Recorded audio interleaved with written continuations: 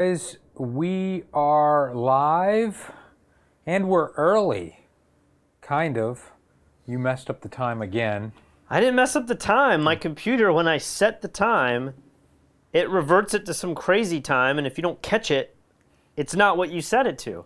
And then I go back to reset it, and it's been doing this for days now. Apologize. Apologize to everyone at home. YouTube, get your crap together, because the back end of Studio does not let me check That is not the a correct good apology. time. That's a Why would I bad make the time apology. like 2:40 in the morning? It's ridiculous. YouTube should know that what you're doing is wrong. Yeah. They should be like, come on, no. He wouldn't do something this dumb.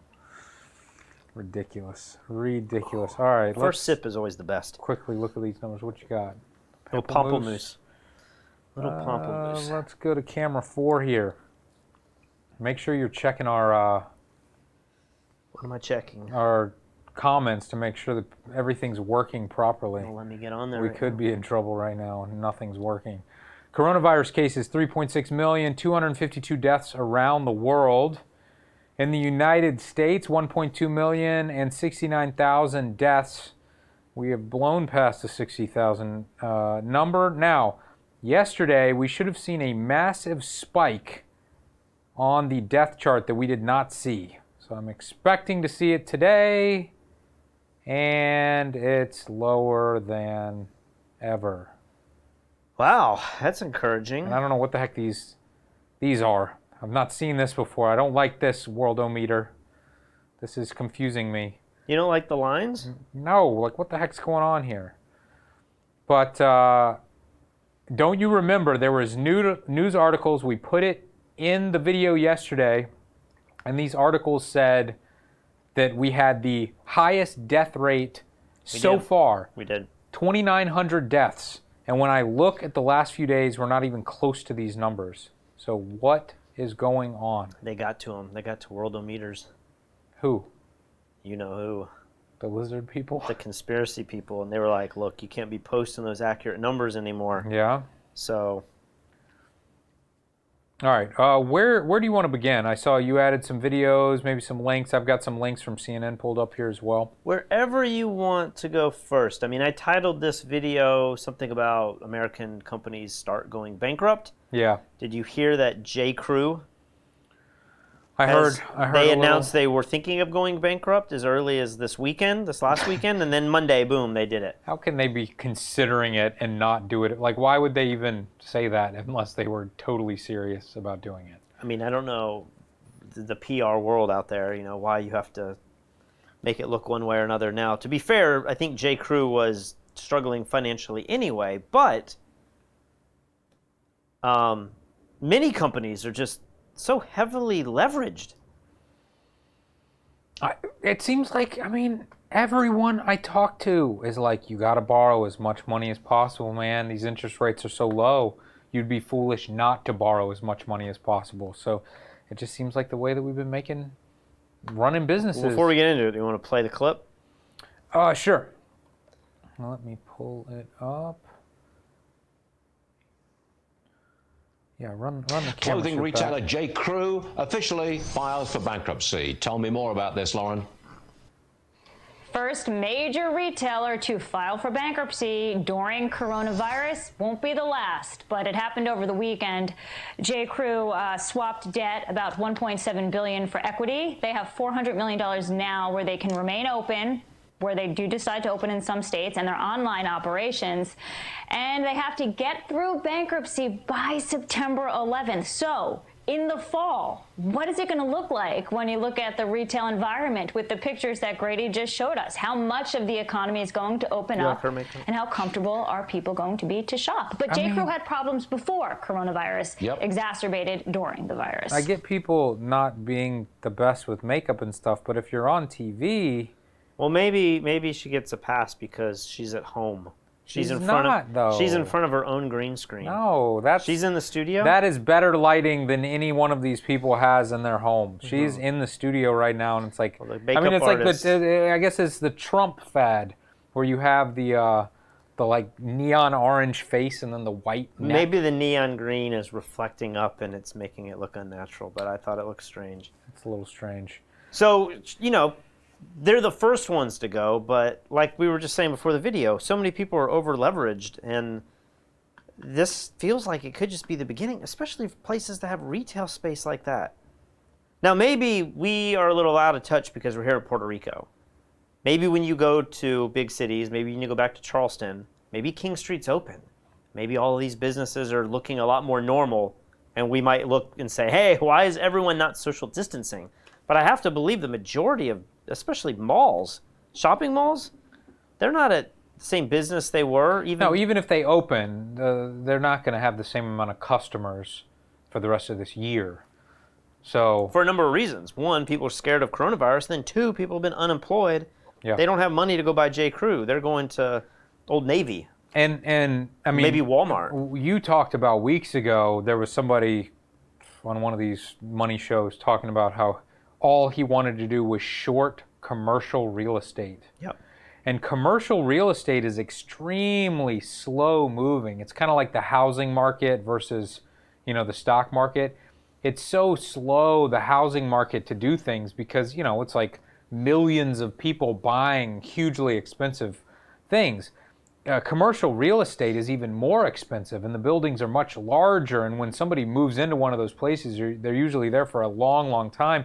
And when they leave, it takes a long time to find a tenant to replace that. And then once you do find a tenant, how long does it take them to renovate the space and get it to look the way they want? I mean, we're talking years and years and years. And this is just like, and if you don't have the workers there to renovate the building, right? That's like a whole underbelly that they haven't had to deal with before. Yep. Robert saying J. Crew has been having financial trouble since 2018. Yeah, everyone's been having financial troubles. I mean, it wasn't that long ago that Best Buy was in trouble, and then somehow Best Buy's kind of turned it around. But if Best Buy could be the next one, I don't know they are, but if they were the next one to say, hey, we gotta declare bankruptcy, you would point and say they did it in 2015. Yeah. I feel like all these companies, I mean, Bed Bath & Beyond, that's the one that I feel like would happen sooner. Just because they had that crazy refund policy where if you bought anything at Bed Bath & Beyond, for any reason it broke, you could just bring it back and they would give you your money back or replace it. Yeah, if you guys have ever wanted to buy a Roomba vacuum, I highly suggest buying it at Bed Bath & Beyond. Take that 20% coupon. You can go to their website. They'll give you a 20% off coupon. You can literally buy the Roomba for less than anywhere on the internet. It's like a very expensive piece of tech.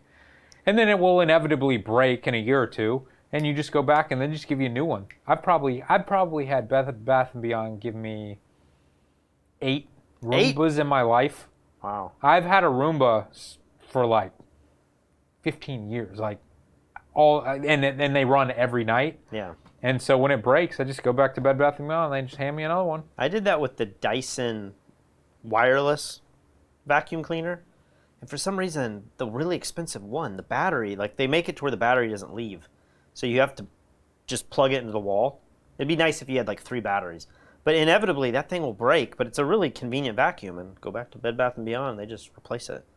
I once had a Dyson vacuum, and it was just a little complicated. And I think maybe a piece broke, or maybe I didn't understand. But it was the one with the ball and, just a normal plug-in vacuum. And I was like, I got to take it back to Bed Bath & Beyond, not to get a replacement, but I just need like the expert to show me what I'm missing because it wouldn't like snap back together. And I was like, hey, I got this thing, and I'm trying to get it to snap, and they were like, just get another one. And I was like, no, this one's not broken.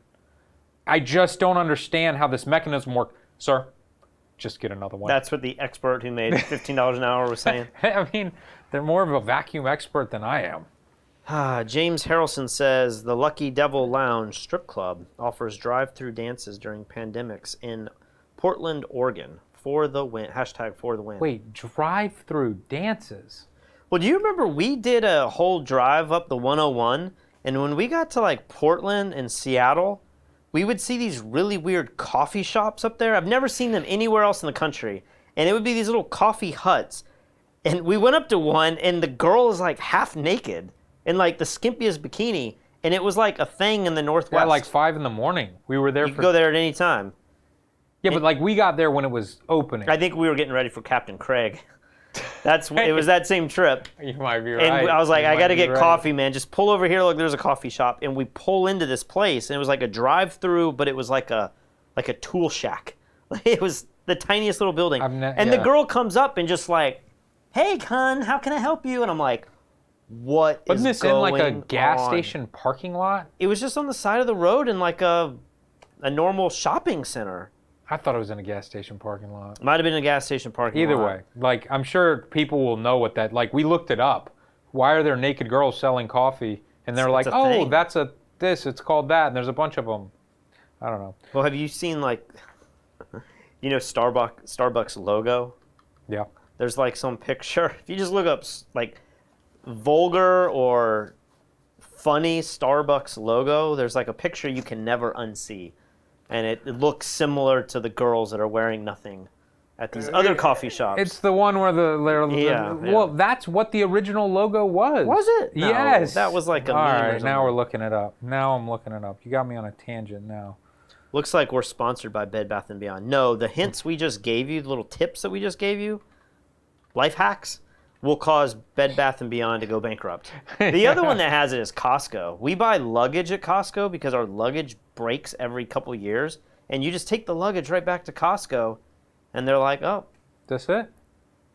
Yes, so that's the original one, but there is one that's, Oh, that's worse? yeah, and you Oh, okay. can't show it on our stream, I but see. it's still a weird logo, right?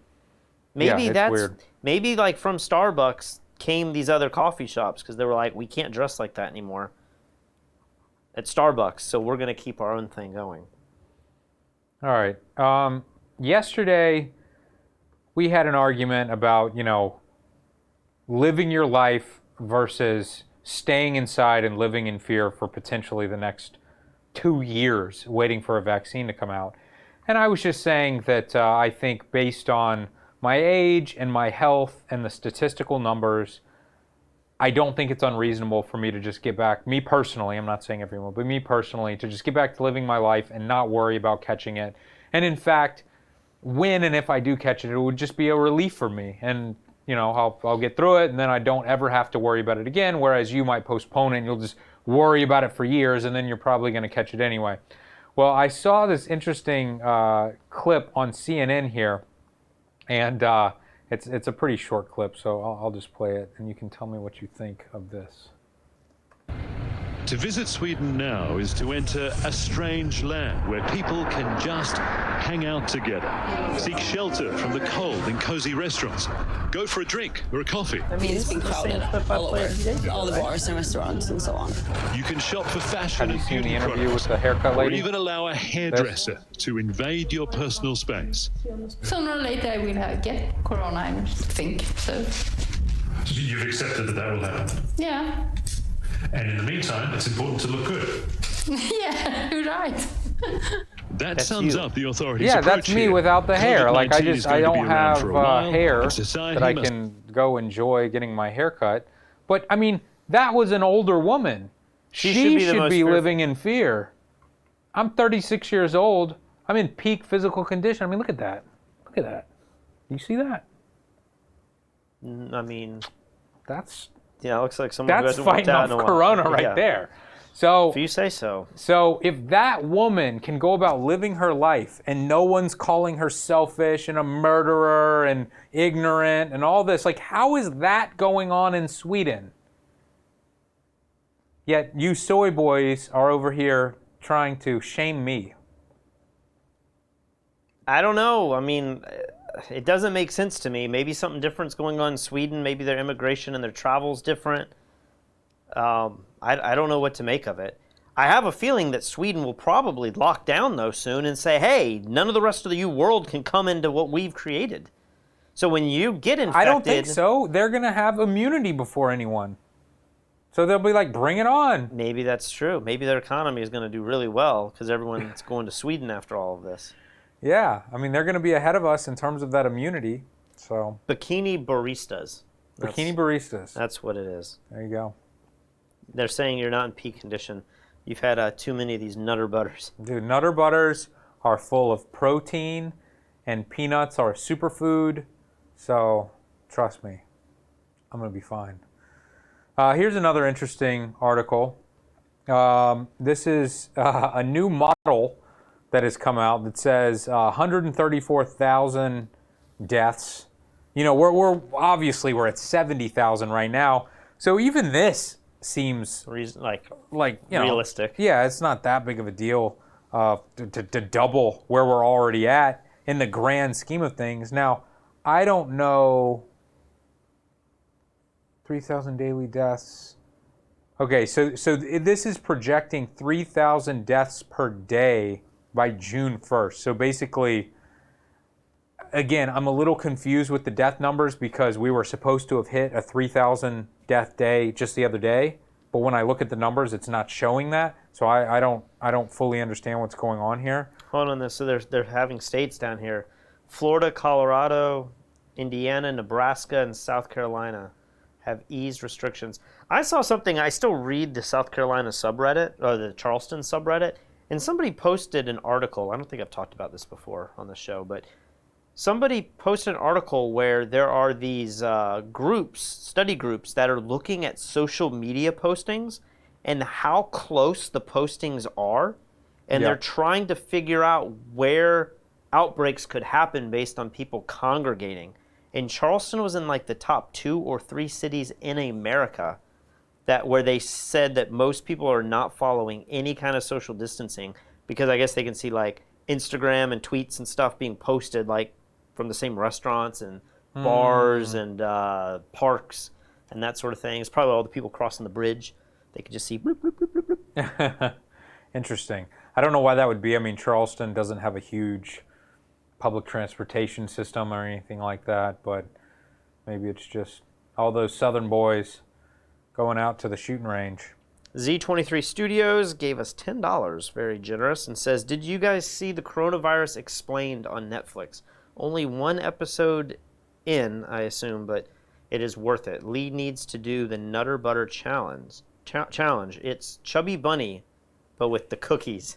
You know what Chubby Bunny is? I do. How many of those can you fit in your mouth? Nutter Butters? Nutter Butters. I don't know, but I think I have a better chance of dying from Chubby Bunny Nutter Butter than I do from COVID-19.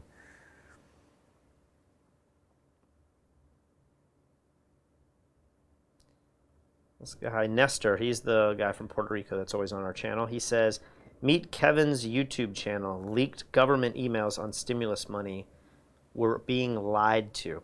So I'm still reading the Confessions of an Economic Hitman, and I'm at the point now where he's already released his book a decade or 2 ago, and now he's appending the book to cover 9/11 and things that have happened since the release of his book.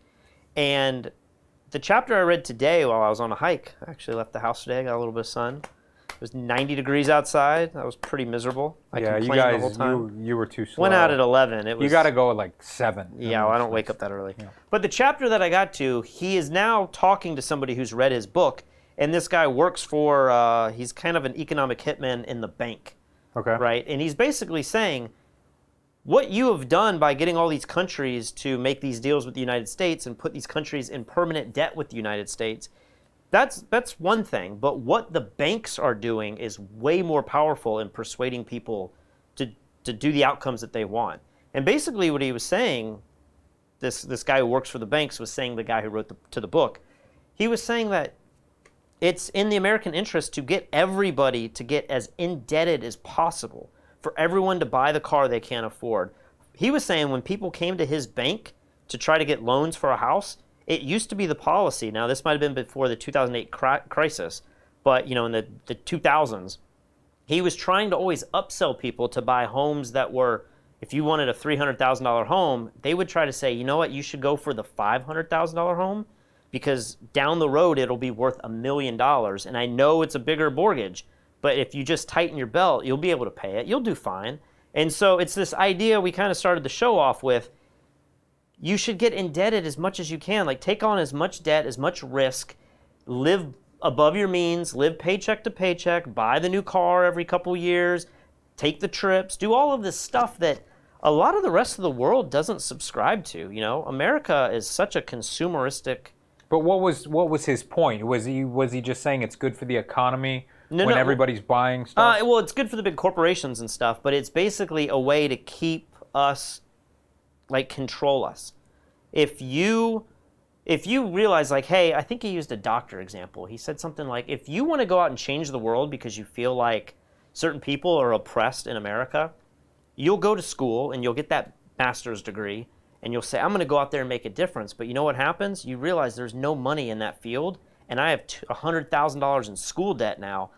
I can't do what my passion is anymore. I now have to take a job where there's money to pay back my loans. And in many cases, those jobs are going to be for the same corporate America that kind of put you in the same place to begin with. And I have some articles here we're going to talk about a little bit in with schooling. But it's the same idea that, like, our system persuades all of us to take these loans out to go to school because they dangle this carrot in front of us and say, if you only become a doctor, you'll be able to make $100,000, $200,000, $300,000 a year, but it's going to cost you $200,000 or $300,000 in student debt up front. But those dreams don't necessarily come true anymore. Maybe there was a period in American history where the American dream was alive and you could do these things. I've become very cynical with education. I think education's great, but at what cost? Is it worth getting just a simple degree?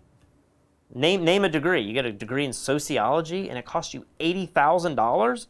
Yeah, it's insane. That seems insane to me. Yeah, but and that's years what of your life. our parents have all taught us: is you got to go to school. It makes sense. Got to get I mean, the degree. There can only be so many jobs that pay really high rates, right? And so in the past, to get those high-paying jobs, you had to have the fancy educations.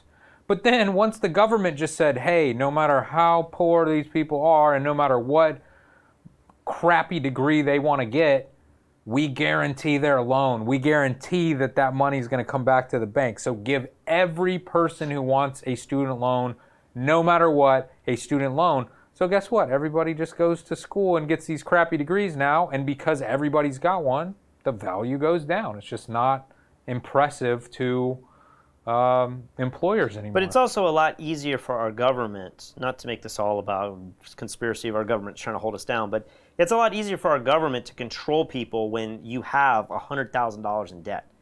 If everybody had cash and just said, I'm going to buy things when I have the money to do it, I mean, you and I are very lucky that we've gotten out of debt. We've paid off all of our debt. I recently paid my house off. You might have paid it a little ahead of me, but we don't have it to answer to anybody. Yeah. And that is such a liberating feeling. I don't know if I know how liberating it is because I never was in that much debt to begin with, but I can only imagine people that buy $300,000 homes and they put the 5% down. Maybe you can't 0%. Maybe you can't even do that anymore, but that's what was happening in 2008. Yeah. And it got to the point where it's like, man, you're a slave to the system. Like, you have to answer to the bank because they will come and repossess everything. But that's the society we live in. That's why a lot of these big companies are doing their stock buybacks. That's why people like J. Crew are like, let's just hedge everything and get as many loans as we can and let's build up this empire. And then when it doesn't work out, it comes crashing down. It's not like they were reasonable and said, you know what, that's why I kind of respect companies like, maybe I'm about to go against what I just said, but like Apple, companies that have these huge cash reserves. I just saw today that Apple has to take out a loan. Really? Yeah, because apparently a lot of their cash reserves are held overseas, but they need the money in the States because they'd have to pay taxes on it. Yeah, so they're in this bind where they have billions of dollars, but they can't use it. So that's strange. Any super chats we need to get to, or can I get to this next story here? Yes. Let me see. I'll go ahead and get to the next story while you look. This one made me happy here because I still like to believe that I have already had coronavirus. I got incredibly sick in early January of this year with all the symptoms of coronavirus. And of course, I took the test that we have. I like to believe that those tests were faulty. But this article It's amazing here, what you'll believe when you really want to believe I know, it. that's what I really want. This article is saying that they have now proven that there were cases spreading in France in December of 2019. And that's exactly when I think I got it. From Atlanta Airport at the end of December 2019. There's many things I've said wrong on this show. But one thing that I know I've said many times is that as we go down the road, we are going to find the cases getting earlier and earlier. And this is the first one that I've read where we now have a case in another country besides China that is before January. This is France, December 2019. Yeah. So I don't know how far back we're going to go. I'm not one of these people that thinks coronavirus was around last summer. But I did think it's very strange that it could be in a place like Wuhan and then take so long to get to the United States.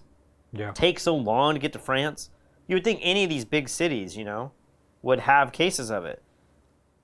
You look at Istanbul, you look at Dubai, you look at Heathrow, like all these big airports, international airports, you would think there's got to be people getting it. I know, but, people were getting flu at the same time. So you saw me dying up in the room next to you and were like, oh, he's got the flu. Stay away from him. So, I didn't go to the hospital or anything. We got Logan Kressler here. He gave us $5. He says, Alaska is opened up. Even restaurants can open up with only 25% capacity for dine-in. You could travel freely in the state as well. Mostly back to normal. Man. I would love to be in Alaska right now, like just fishing and camping and hiking. The problem with Alaska is that it's so spread out. That's what's so beautiful about it. I don't know. You got to appreciate the drives. That's what I like Iceland. I like Iceland is like there's so many incredible things so relatively close, like a 45-minute drive to the next one. But when we went to Denali, which you ironically just released a video from around there on our YouTube channel a day ago. So if you want photography content, you know what's funny? Go check out that video.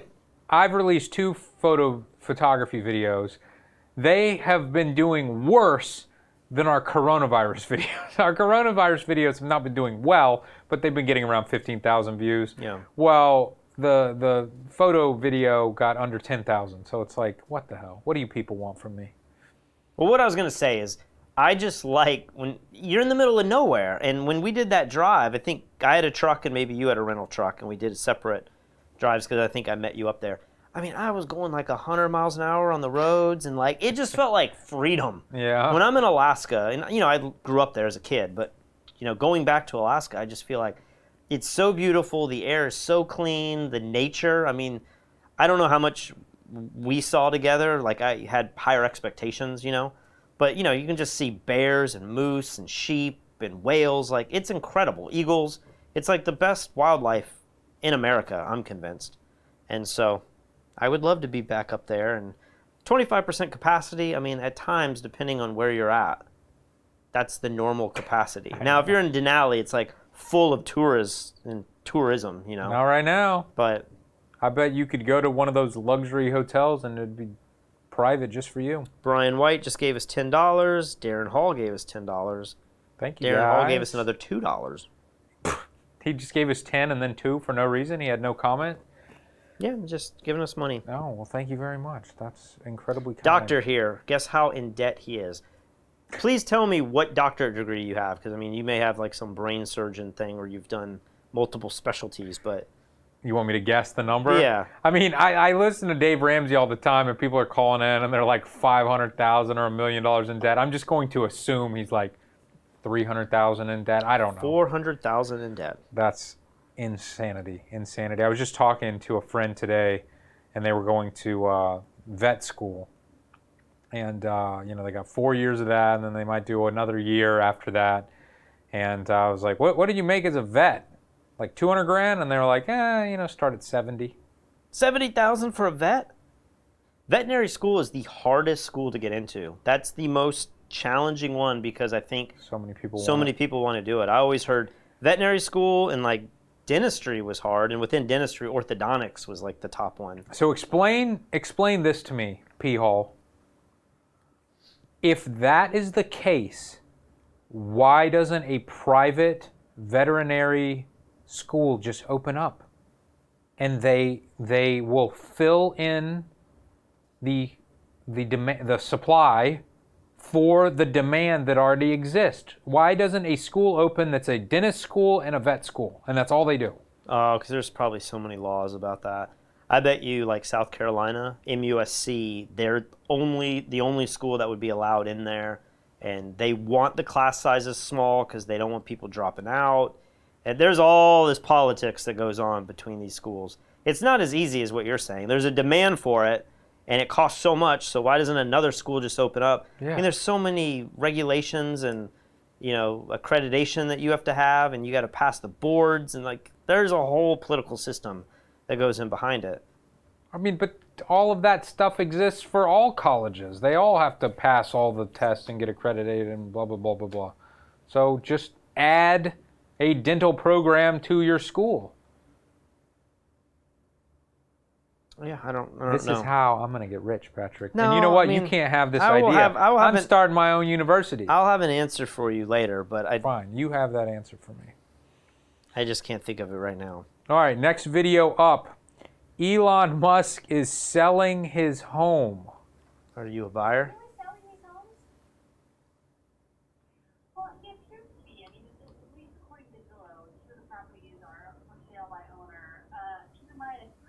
Oops.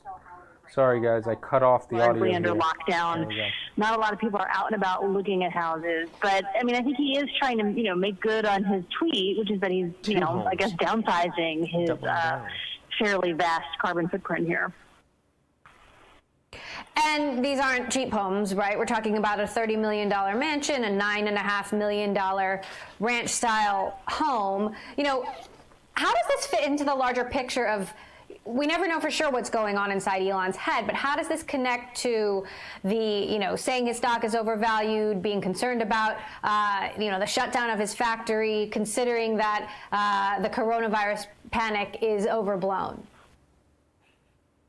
Yeah, so all of this is, so the backdrop of all of this is sort of twofold. One is, Musk has a very lucrative compensation package where he sort of gets more stock options in Tesla when he hits certain milestones, and he should get the first tranche of options, which is worth roughly $750 million any day now. And so on the one hand, you have this pandemic where workers are furloughed and a lot of people are stuck at home, and Elon's upset that everyone is stuck at home. But he's also about to just grow his personal wealth and his stake in the company by a pretty significant margin. And so I'm not entirely sure what set him off on Friday, but with the tweets. But he's saying that he's getting rid of all of his possessions. Now, what does that mean? Is he going to unload some of his stock? Is he just selling the houses? What about the jet? He also owns like a James Bond submarine that was used in The Spy Who Loved Me. I mean, he has. He's a billionaire. He owns a fair amount of things. So it'll be interesting if he suddenly goes super monastic in terms of his lifestyle. Do you know what the submarine is? Yeah. What is this submarine? I think it was in one of the movies. It was like a car that could turn into a submarine or something, and I think he bought the movie prop. And I think he said that he was going to get Tesla to make it actually work, or he was going to make a car submarine based on that in Tesla. I remember him saying something like that. I feel like Elon is having a bit of a midlife crisis. Crisis to an extent, but for how long? Like as of Friday, or as of like the last couple of years? Yeah, I mean he's always freaking out a little bit, but this one in particular, I think he's making this moral stand where he's like, it is unconstitutional to force Americans to stay inside. They should be able to make their own choices. And then people criticized him and just said, well, you're greedy. You just want Tesla stock to go up. So he said, oh yeah? How about this? I'm going to sell all of my possessions, and I actually think my stock price is too high. I think it should be lower. So he's kind of going after the haters. I understand the argument of I'm going to tweet that my stock price is too high. But why is he selling everything? I mean, is there something he knows that we don't know?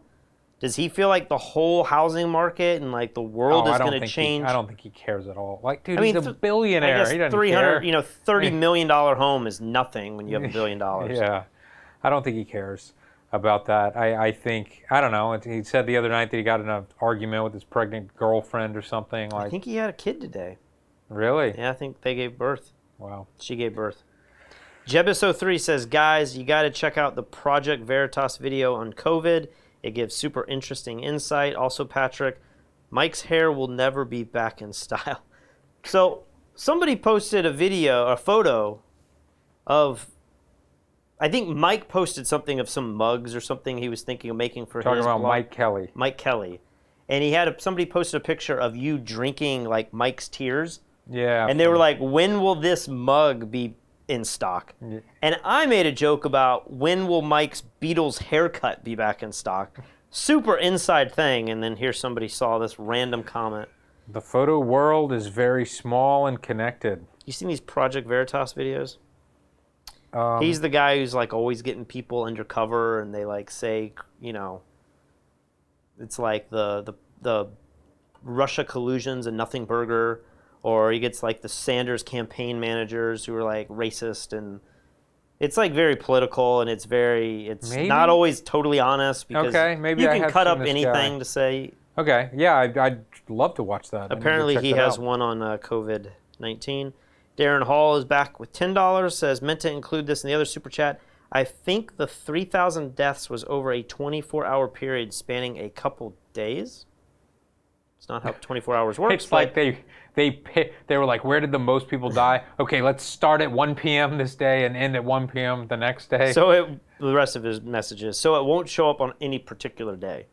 But even if that is true, if we go back, let's look at these numbers really quick one more time, just to see if I'm crazy here. In Macau, I don't know what PLN is, what currency that is. We may learn a lot about currencies through this podcast. I know. But I'm going to get to your super chat after the next story because it has to do with education in the United States. So if we look at these numbers, I thought they said on May 2nd we hit almost 3,000 deaths. Like, how is this possible? I mean, look at yesterday. Yesterday is, one of the lowest death rates we've had in a long time. Well, yesterday was also a Sunday, so it goes back to the Sunday thing. What is happening on these Sunday counts? They just like people aren't writing down the numbers on Sundays or something. Do you want to go to the next videos that I had? So we can play this one.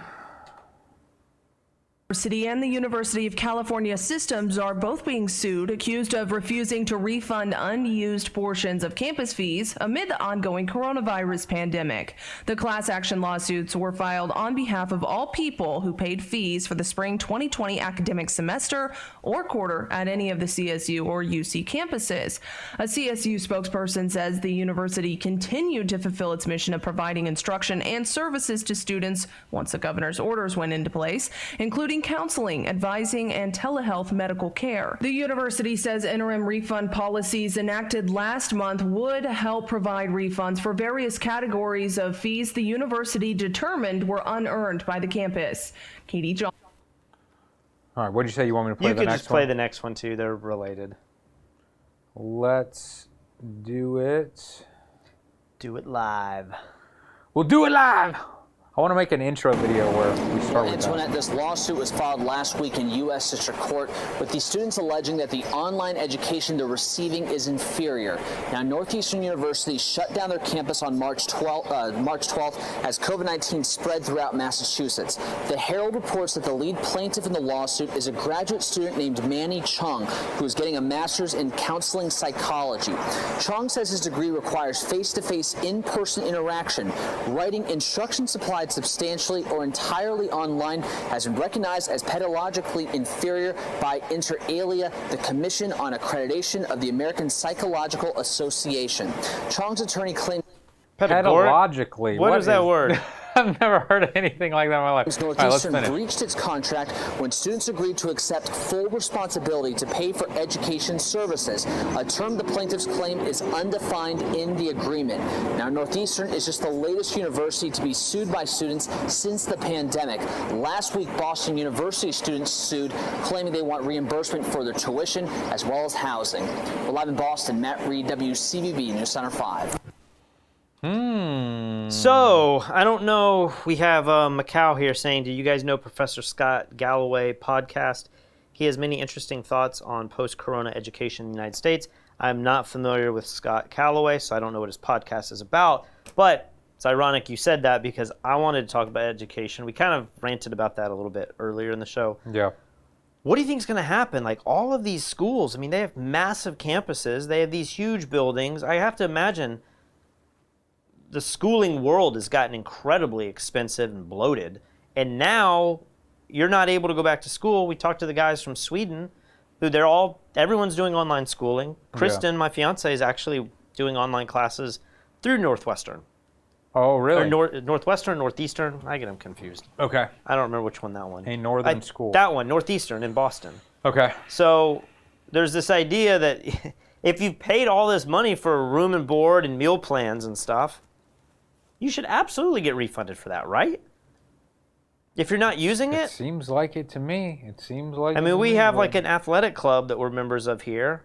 We're not getting refunded for that. No, we're not going to. But we're not able to legally even use it. So, like, it just seems these schools are going to be the next groups that are going to be in trouble because at the moment we still don't know if the academic school year for fall is going to happen. I mean, do you think, it's a little early to tell, but do you think we're just going to open back up colleges in the fall and have all these people come together, especially if that's where the second wave is predicted to happen, summer, fall?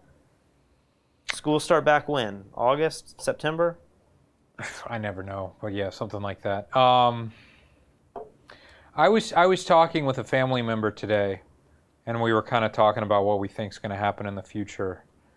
And I was just mentioning things to her that I had mentioned to you and stuff about how it's just human nature that things are scary when they're unknown, but then once they're known, you know, like there's no matter how bad COVID gets, it's never going to reach the levels of smoking deaths or heart disease from obesity and, you know, all these things that were just totally normal and no one cares about at all. You know, we're not banning sticks of butter because it's making people fat and killing them. Like, no one really cares about that. They're different types of diseases, but I see what you're saying.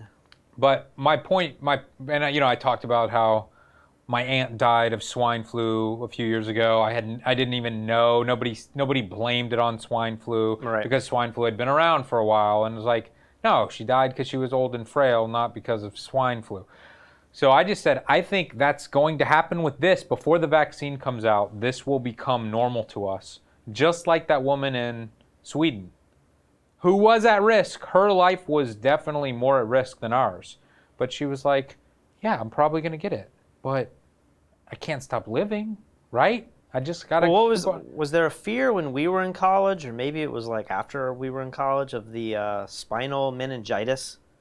I don't remember all that. No, I don't remember that. There's like this fear that like people in dorm rooms and stuff were getting this virus in their nervous system, and it was causing them to be. No, I never. It's causing death, I believe. Never heard paralysis of that. And stuff. I don't know.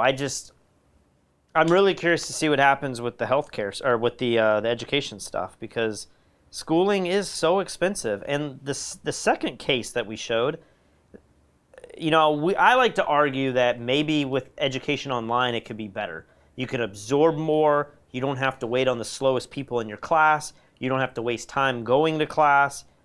But the counter argument is you don't get to interact with people, and you don't get to hear all the questions that you may not have thought of that are brought up in class that you say, oh, it's a waste of time. But somebody will say something and you're like, wait, I thought I understood it until that question was raised. You know, there's something that's learned in a physical classroom. No doubt. That you can't learn online. And you know, if you're at the master's degree, maybe you view education differently. Like for us, it was like, let's just get through the classes and get the grade. Yeah. But if you're going to do this is your life goal and you're going to continue this profession, you want to get a good education. It's not just about knocking it out and getting the degree and then getting the job. Yep. You want to know the systems and the methods and all of that. So I see what they're saying, but what is that going to do for the future of education? I think private schools are going to go bankrupt. I mean, we were calling for that for the last 10 years. We've been saying private schools are going to go bankrupt. I mean, we saw the Arts Institute go bankrupt. We taught some classes at the Arts Institute and just realized how much of a scam that place was. No, that kind of goes back to what I was saying. They give these predatory loans, and the banks are all behind this, just saying like, and the government's behind it too to some degree, because they've made these things not forgivable. Right. So it's like, let's get people who can't afford these loans and let's get them into these programs that aren't really going to give you a lifelong skill. Yeah.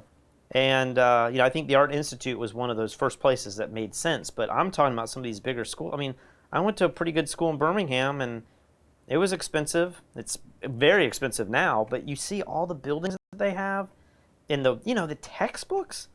Why in the world is there a textbook that costs $200 or $300? Shouldn't all of it be digitized now? Right. We have the technology to literally distribute it for free. Charge $100, but make it digital. Or did you ever have the professors that they would write their own textbook? Yeah, and you had to buy their book, and then you'd own have to lab buy manual. it, but then they wouldn't even discuss it in class. You just had to buy it for no reason. And then they would change. I had some lab manuals where they would then change the thing the next year. So I then couldn't sell it to the next student because they have purposefully changed it. And I'm like, this doesn't seem like what education should be about. It felt like it was just ridiculously expensive for those sort of things. One semester in my college, I made it a goal to not buy any books. And I just wanted to see if I could do it. And, if I needed to check something in a book, I allowed myself to go ask a classmate. But I just discovered for the first 2 or 3 years that I was in college, the professors would say I would need to get a book, and then maybe we'd open it once or twice. And many times we'd open it once or twice in class.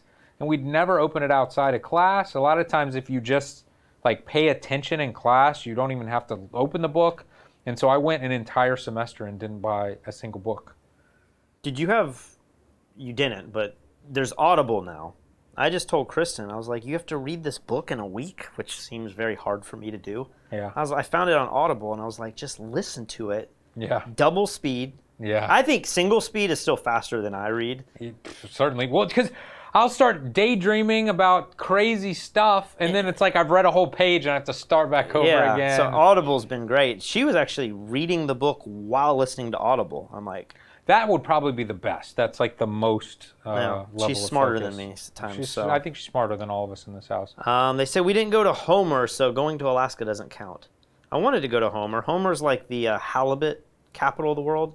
Halibut are those fish that are the size of this sofa. Captain Craig's brother's there. He's probably the... Messy Hot says, a lot of people in the adult industry got super sick in January during the, what is it, AVN, audio, or adult, video, adult? I think it's some award thing. I'm going to say network, but that doesn't sound right. Adult Network Nation? I don't know. In Vegas, Corona is suspected as there were a lot of tourists from hotspots.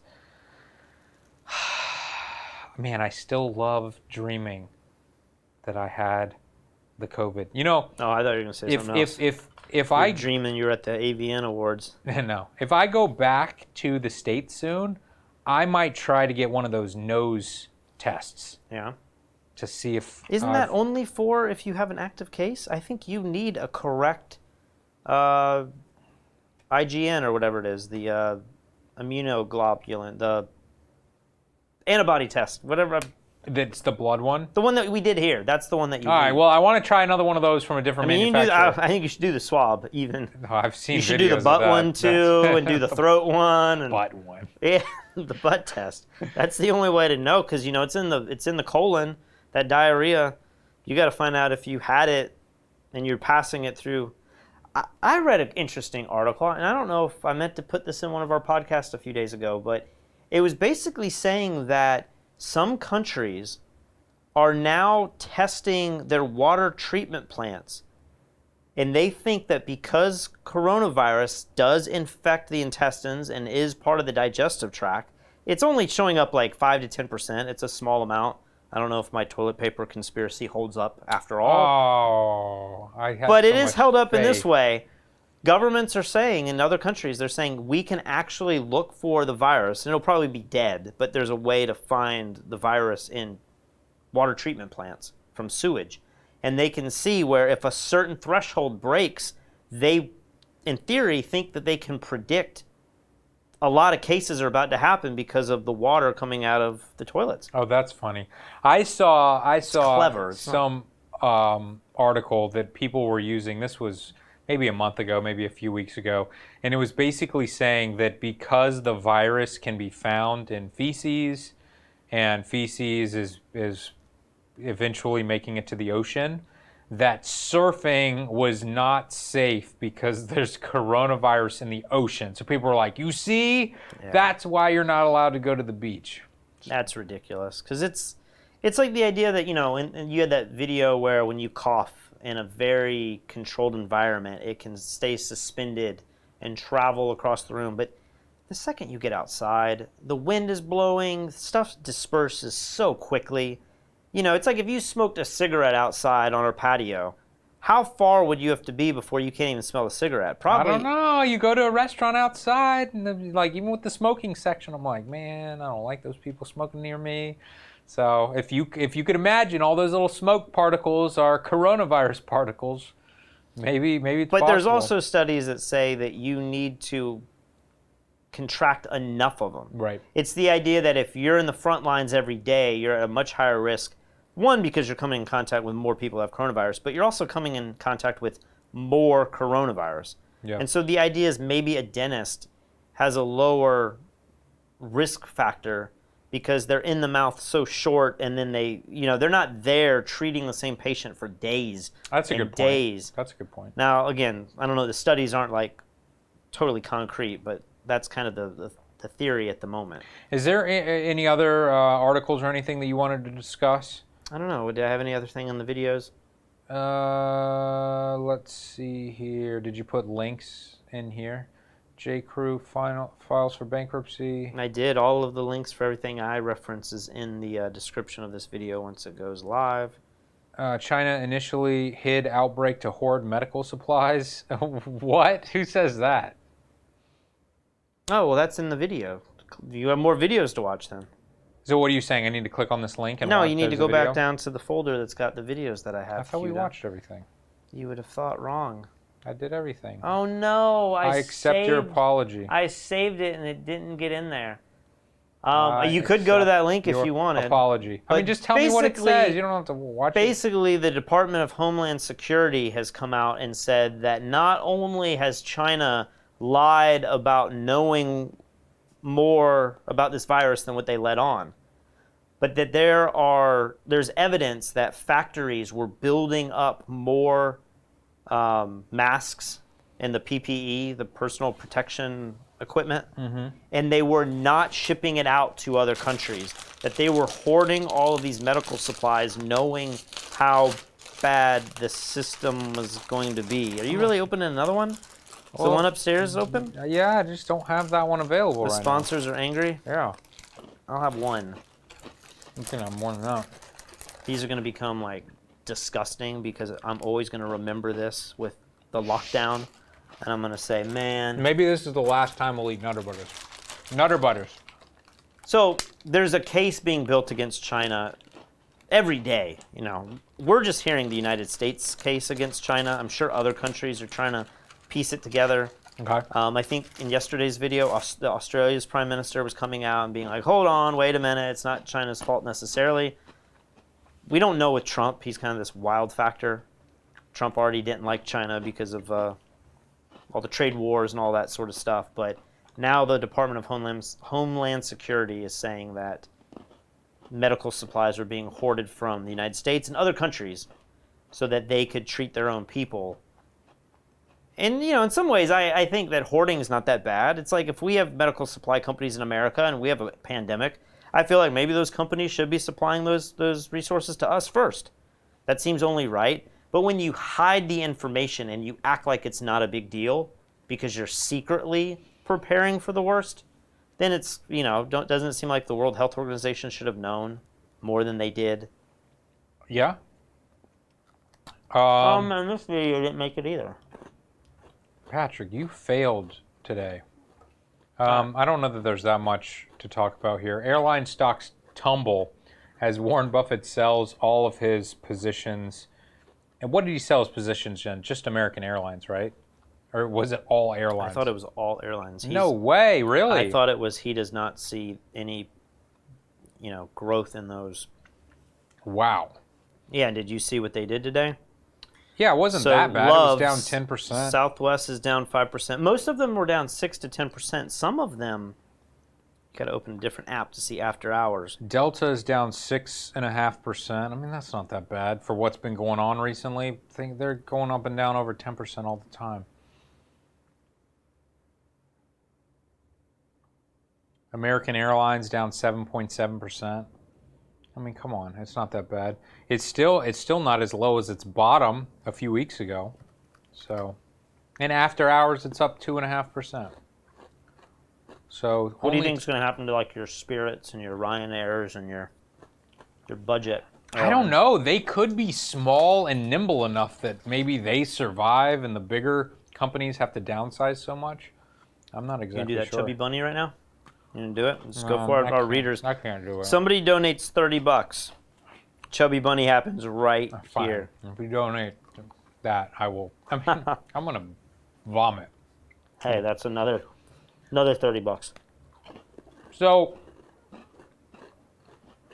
we have been having debates about your parents' dental practice Every day, because it's the only business that that's the closest business I'm related to. So I hear about their dental practice all the time. Well, it's a very complex. Gold's Gym just announced bankruptcy. What's that? Gold's Gym just announced bankruptcy, apparently. Really? I mean, no one could go to the gym. Do they own their buildings, or is that just commercial spaces being rented with? I'd have to imagine, though, they're still getting the monthly fees. Canceling gym memberships isn't the easiest thing. I know. They lock you in. It's like a scam. Maybe they could just lock Gold's Gym, turn off all the air conditioning, all the lights, don't have any instructors they're paying. You would think that they'd have pretty good cash flow, but maybe there's more to it. I don't know. Your Gold's Gym was like $5 or $10 a month. It was like the cheapest thing ever. Yeah, it was $10 a month, I think. Yeah, that's like an incredible deal. I know. So it's not even worth canceling. You know, the fact that I'd have to sit down and talk to somebody and like put my credit card on some paper. If I know I'm gonna be out for 2 or 3 months, like, oh, it's just $20-$30. It's easier. So, but in terms of your parents, you called your parents frantically at the beginning of all this, and you were pleading with them to shut down the business for the sake of their own lives. Yeah. They needed to shut down the business. Eventually they did. They were a little slow, but they did. Your dad seems to be nervous about the virus. You, nervous about the virus. Nothing has changed since then. We have not made any progress with medication for this. Maybe we've discovered that the death rate is lower. That's a big one. Yep. But for the most part, nothing has really changed. And as I love saying, I don't think we've really saved lives. We've just postponed people catching this by everyone staying inside for a couple months. So your parents want to go back to work. They want to open back up the practice. And they're planning to open it back up next week. They just got their PPP money, and from their understanding, is that you need to rehire all of your employees within like 6 to 8 days. Of getting the money. Damn it, somebody just paid $30. Why did you just say $30? You should have said $100. Because it's more fun that way. But remember, another even $30 and you get to vomit. Let's finish this discussion first. All right, I'll do it. Go ahead and figure out how many. I don't think I can fit more than 3, but I'll do it in a second. You can fit a lot in there. Go ahead and keep going down this road. So they got their PPP money. They got approved for it, and my understanding is you have to rehire back everybody. Otherwise, you may not be eligible to have it forgiven. Yeah. Feels like there's so many loopholes. Like, this is my biggest concern for them. It's like loopholes for the government to not forgive I'm it. just like, you have to thread this perfectly, and I'm not reading about this enough because we didn't take any PPP money. I'm not trying to like play that game. Maybe we should have been playing that game. No, I mean, I would be happy to play the game. I just don't think, like, the way our business is structured, I don't think it really makes sense for us. We have mostly private contractors. But did you have a question? Where were you leading? Oh, okay. So they're about to open back up.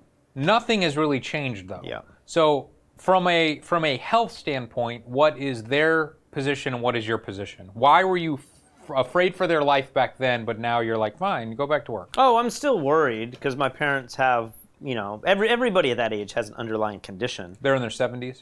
My dad is, and my mom might be about there. So I feel like, yeah, I'm still worried for them to go back, but It's just more complicated because they have this money now that they have to spend, and I'm like, maybe they can hire their employees back and just not reopen? I think this was the question that we were debating in the kitchen today. Right. Is the PPP money seems to be money that's there from the government to pay people while you're not able to go back to work. Right. But what happens when you are able to go back to work or you get the money? You have to spend the money on your workers, but could you just say we're going to choose not to go back to work because it feels a little risky? So, and therefore you're fulfilling the requirements of the forgivable part by hiring all your people back, but then you're intentionally telling them, let's not go to work. Well, I think, so I have a family member who works in dentistry as well, and she has been very torn because she does not feel safe to go back and work in the office. She's like a dental assistant or something, but the dentist wants to get back to work. And the dentist got the PPP money, and so the dentist now has to hire on the same amount of people that he had before. So it's the exact same situation that your family's in. From her perspective, though, she's like, the money, the PPP loan is 2.5 times your monthly expenses. And the whole idea here is that while we're locked inside, don't fire your employees. Instead, here's money, pay your employees with this money. So that we can keep people out of unemployment, off of unemployment, and then they'll have jobs ready to come. Yeah, the jobs will still be there when all of this is over and we go back to work. We can just flip the switch back on and everybody starts working again. But instead, she's upset because she's like, my employer is now taking the PPP money that should just be going to pay all of us to not work, but now he wants to go back to work. And basically, he's going to be paying me with federal money, but then he's going to be pocketing all of the profits. The money that would have gone towards their salaries and their paycheck is now profit for them. Right. So depending on how long your business was shut down, if it was shut down for 2.5 months, it should be a wash, right? But if you were only closed down for a few weeks, maybe some dentists never closed down at all. Right. You are now making all that money, plus you have this free forgivable money, and it's playing a game where you're now playing with people's lives who don't feel comfortable going back to work. Yeah. Well, the other thing the government has kind of done in this is they've kind of put employers between a rock and a hard place because this all feels like poker. It's like these games we're playing. The government has said, like, you will have to bring all of your employees back after 2.5 months, and they will have to be hired for 6 months to qualify for this, because if you get this money and you start paying it out, especially if you're closed, you're not making any money on the back end, but you're spending their money, but the money is forgivable in your mind, but it's only forgivable if you do all of these steps. Right. And so what happens when you do come back to work, and this is what I've said the last couple of days, maybe we have a resurgence of coronavirus and we have to go back under lockdown and your business fails. And what if our government doesn't bail everyone out the next time? Like, we've had one bailout. Maybe it's been wrapped up in 2 different payments. But at the moment, it's like this is the first bailout. If we get to where 100,000 people are dying, that's worse than where we're at now. If we get to 200, 300,000 people dying, which is what some of the models are suggesting, that bailout's going to be 2, 3, 4 times larger than the one we just did. Yeah. What if the government says, you know what, we're not going to do that, or everyone's applying but they're not getting approved, or it's taking months now, and you decide to fire people, and then, oh, guess what, your business is you've lost your business. That's horrible. But guess what, you now owe all that PPP money. You have a loan, which luckily, my understanding is it's 1%, so it's not a super expensive interest on it. But when you have no income now, it's still a big-ass loan that you got to pay. But here's the thing, like, from the dentist's perspective, like your parents, if they get the PPP money, but they go back to work, and then let's say your parents decide, you know what, we just don't have enough customers in 3 months from now or whatever, and they decide, we should just retire, we should just close down the practice. If they don't pay their employees for an additional 3 months not to work, I think it's 6. Well, I said, but they worked for Oh, free. okay. The additional filling out that contract. Then they Those would have obligations. to pay off that loan that they got. But you could say, well, that's not that big of a deal because they were working through the majority of that time. Yeah. But if they decided to take the money, like this is the fear with restaurants. They take the money. They're paying all their staff to not work because it's literally illegal to like go to a restaurant. So the restaurant is just sitting there hemorrhaging money every month. They pay all the money out to all of their employees. They open back up in 2.5 months and there's no customers. Yep. And they go, oh crap, now we have to close. But we just paid 2.5 months for our employees to do nothing. Yeah. And if we don't pay them another 3.5 months, where's that money going to come from? Like, And that's just if you don't have customers. Imagine if we have more coronavirus and we go under another lockdown. Maybe that could be a better situation. the government would have to do something because the again. government would bail us out again. But there's all of these little questions about how this is actually going to play out. What happens when, in the restaurant world, if you have employees that don't come back, it's pretty easy to find other people in the food and bev industry. Yeah. But what if you have specialized workers, you have hygienists, and you don't have access to a bunch of them? Yep. Are you able to put out a call for new employees and then show that we were trying to hire these people, but if we had 3 of them who said, we had the thing with the Texas mayor, was that San Antonio, who was saying if you have to care for an elderly parent, or if you have someone in your household that's 65 or older, or if you feel like you have to quarantine, like there's all these reasons for not going back to work. What if like half your employees are like, I'm not coming back to work because of these reasons? I don't know if those are becoming standard policies in every state, in every town, every city. I thought they were. If you... But does that exempt you from then not having to have them come back to work? I don't think it does. I think you have to hire someone else. So you have to hire them and they're still going to stay at home. It's probably what you would do. You'd say, well, I'm just going to keep that hygienist. Because if it was impossible to find someone else who Yeah, was and willing then to imagine all the animosity within your business. Yeah. Half the employees are there working, like not just doing the work, doing the labor, but they're also putting their lives at risk, even if it's in their mind, but that's how they feel. Yeah. And then Jenny and Susan are not coming to work because they're under quarantine, whatever the reason. Maybe it's legit. Maybe they're older than 65. I don't know. But they're not working, but they're getting paid the same. Like, that's not going to sit well with a lot of employees. I know. Whole system, it seems so messed up. All right, should we get to some of these other super chats? Or there's $30. Do it, Lee. You've gotten paid $60 I know. now. I'm wondering, should I just do it now or just do it at the last part You should do it at the very show? end because you're going to, throw gonna up and vomit. it's going to be gross. And we may have to get a trash can. Yeah. So let's see if there's anything else here. I'm trying to think if there's anything else that I wanted to talk about. The mouse. We caught the mouse. And this is some footage that we got last night from our Ring doorbell. Now, I didn't transfer this over. Do we have the Apple TV connected? Yeah, we do have the Apple TV connected, so this is going to be a test to see if I can get this to work. Yeah, so I got on the Ring last night, and I was just scrubbing through some of the stuff. It's like you setting up traps and me walking in the kitchen, and then for a second, I saw like a frame of a mouse, and it disappeared, and I got really excited. I was like, oh my gosh, there's a mouse. So here's the mouse. Now, that bucket there that you can see is one of my traps. We also had how many we had tons of traps. deadly traps did we have? I had 3 regular mouse traps, and then I had this one that's banned in the U.S. that does the rubber band over the neck. Yeah. And then Katie had a bucket or 2, and then you had this bucket with the it's like a fair game. Like you go to the circus or the fair, and you have to the rolling log. Yeah, and you have to walk across the beer cans, and then he falls into the bucket.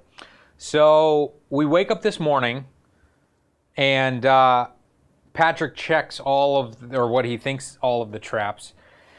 And I'm like, did we get it? Did we get it? And you're like, no, all the traps are empty. But what Patrick failed to check was my wife's just garbage trap. If you guys were watching a couple nights ago, Katie made this like pan, It was this small little bowl with oil in it and just a ramp. It didn't even have anything that would move. It was just a ramp.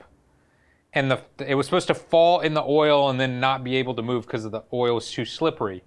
Is that what caught him? It was like a popcorn bowl. Yes, it was. So this mouse is like basically as tall as the whole bowl. And so we wake up and there's oily footprints. Like it worked, but the bowl was too shallow.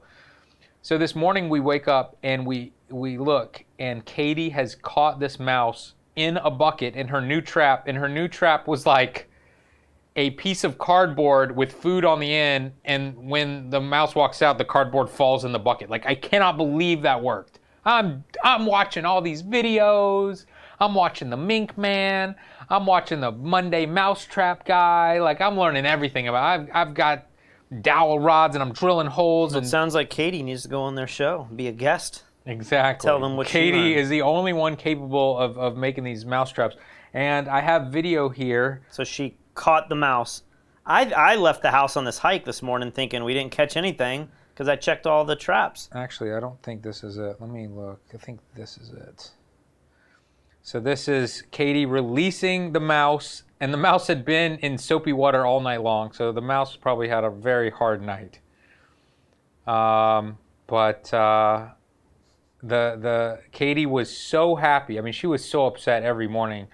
She'd wake up and go, oh my gosh, do you think Patrick killed the mouse in one of those horrific mouse traps? I'm like, I don't know, but we have to do something. And there he goes. Dude, he's going to go out to the other mice in the community, and they're going to be like, what happened to you? And he's going to have to be like, I found this amazing house with all this food, and I was eating like a king. And they're going to be like, why are you covered in oil? Well, and he's going to be like, he's covered in dish soap there, not oil. He was covered in oil he's previously. He's going to be like, you should see all the traps that they had. Chris and I were having a conversation. It turned kind of dark, and we were talking about how cute the mouse was. He's so cute. And she was saying that, like, yeah, the husband or the parents are probably like, now don't go to the ones that have the peanut butter. Those are the ones that will kill you.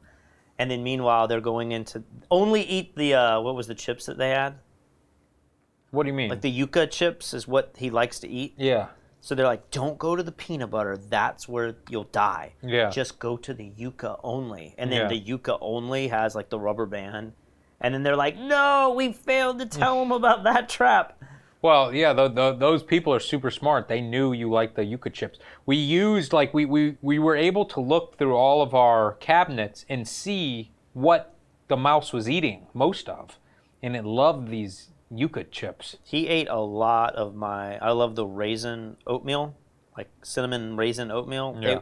He like slashed through 5, like all the packets.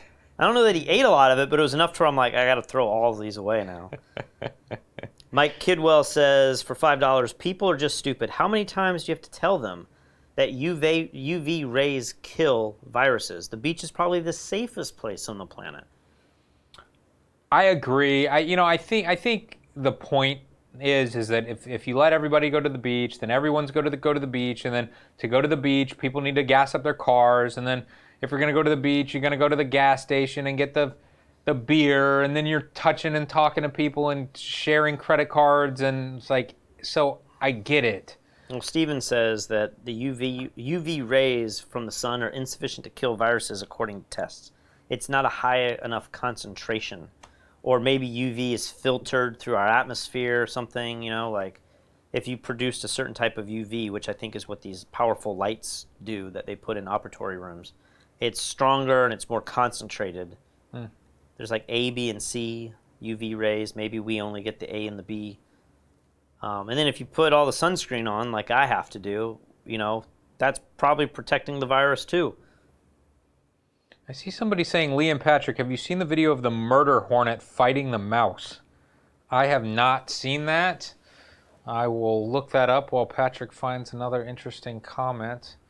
Murder hornet There's a few people that need you to explain what Chubby Bunny is. So Chubby Bunny is a game that young Americans play, usually at camp, or you're going camping with friends or something, and you're grilling marshmallows over the fire, and the goal is that usually 2 people compete at this. but you do not eat the marshmallows. You stuff them in your mouth, and you stuff one, and you say Chubby Bunny. Stuff 2, Chubby Bunny. 3, Chubby Bunny. 4, Chubby Bunny. And it gets very funny very fast because you're like, Chubby Bunny. And usually you're going back and forth with someone, and you're competing with them. And, it almost always ends in someone about to choke to death. It's a very dangerous game for children to be playing because you're stuffing your mouth with luckily these you're expanding a things. man, so. All right, this is on Daily Mail. Let's see what this is here. Terrifying moment. A murder hornet kills a mouse in under 1 minute. It's kind of weird it took a full minute, but okay. Let's watch the full video here.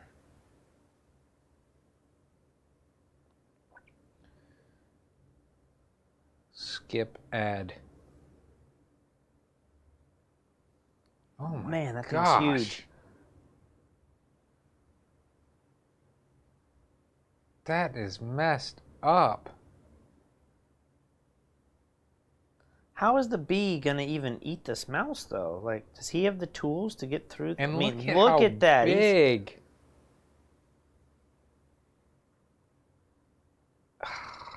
You know, I've been watching. Dude, this looks like when you take me to those jiu-jitsu tournaments of yours, and I have to watch you get manhandled like this. Whatever, like, bro. I'm totally like, man. I'm like, Lee, are you I'm alive? the murder Are you hornet. okay? Hey, give us the sign. Tap out. Tap out.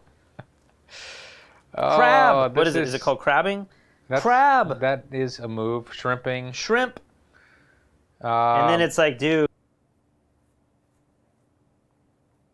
All right, I think we're back. That time, the laptop crashed.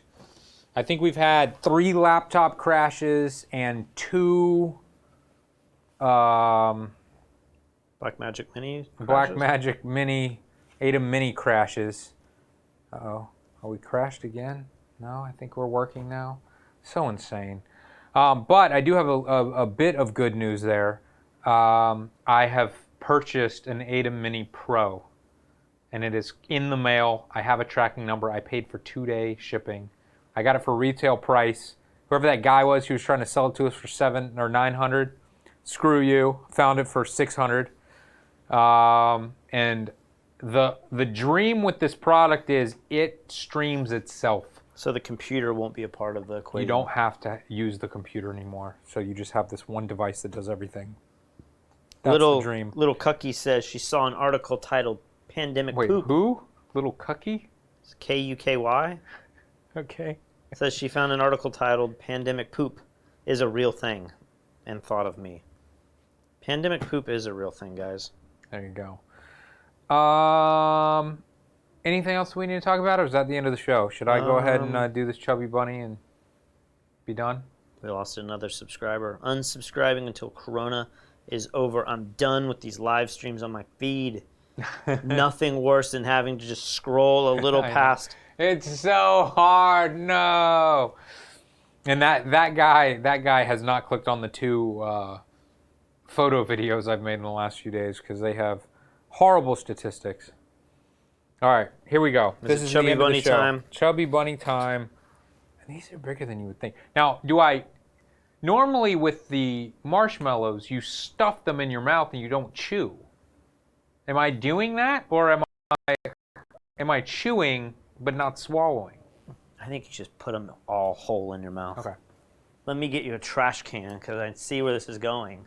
I mean, I'll probably run outside. I don't know where I'm just going to start going. Here we go. Oh, that's bigger than I thought. He's going to throw up. Chubby Bunny. This is... Everyone should unsubscribe at this point. This is the lowest form of entertainment possible. He's putting it in his mouth. Dude, this is way worse than normal marshmallows. Yeah. Chubby Bunny. I don't think I can do more than 3. Dude, you could fit a lot in there. Okay. What are you talking about? Okay, so maybe you start chewing them a little bit and make it a little drier. You got paid $60, dude. $30. He gave you another 30 and said, do it. No.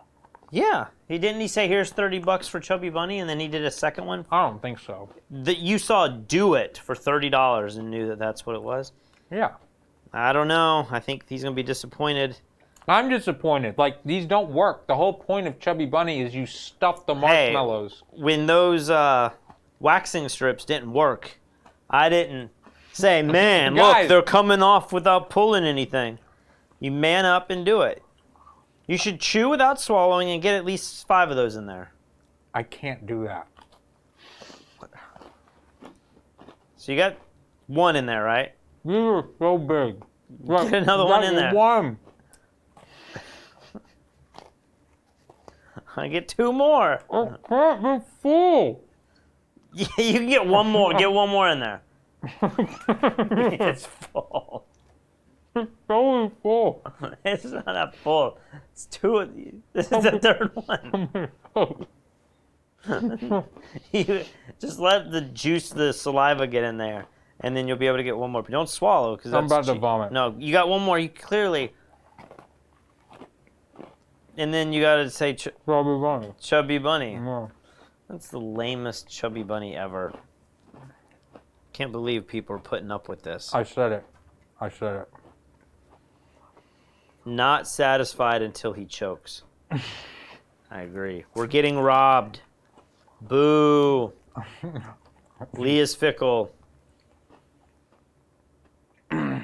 Aaron Burr. Remember that commercial? No. It's like back in like the 90s on MTV, and it would be like, who? It's like the guy who's like obsessed with Aaron Burr, and the question is, Aaron Burr did what? It's like he did something to Hamilton. I don't know my history that well, but the answer to the question is Aaron Burr, and he's drinking the cookies, but he doesn't have the milk. And they call, the phone rings, and I he do answers, remember that. and he's like, Aaron Burr, but he doesn't have the milk, and it's like, is it a milk commercial? Got milk? Maybe so. Man. So Logan says, Lee, don't swallow your Nutter Butter. I just did. I just did. Patrick clearly handed the vag badge to Lee tonight.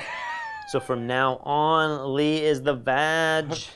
Nobody's falling for that. Everybody knows you're the sorry boy vag. All right, guys. I think that is the end of tonight's episode. Thank you for watching. I'm sorry the Chubby Bunny wasn't better. I'm honestly a little grossed out by Nutter Butters now. It's turned me off a little bit. I think I've had enough. So I might take a little break from Nutter Butters for a while. They're saying the audio is out of sync. Well, who knows? Who knows? We can go back and watch it, but hopefully soon we're going to have a new streamer in 2 days from now, and it should all work perfectly. Right, Patrick? Yeah.